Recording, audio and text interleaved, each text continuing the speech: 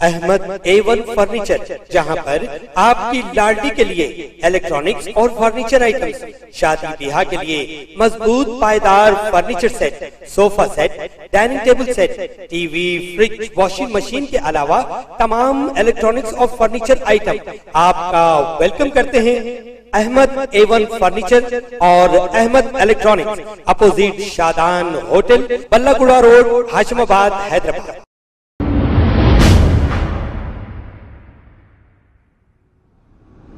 अस्सलाम वालेकुम नाजरीन, मैं हूं मोहम्मद अब्दुल हकीम। 7H न्यूज़ में आपका इस्तकबाल है। बहादुरपुरा कॉन्स्टिट्यूंसी जहानुमा डिवीज़न में इकरा मिशन स्कूल के करीब एक मसरूफ तरीन सड़क का बहुत बुरा हाल है। तकरीबन 4 महीने कबल यहाँ पर नाले का काम किया गया था। इसके बाद सड़क को मुकम्मिल नहीं बनाया गया था।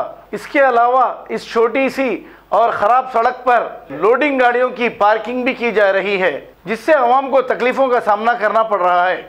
आइए देखते हैं ये रिपोर्ट।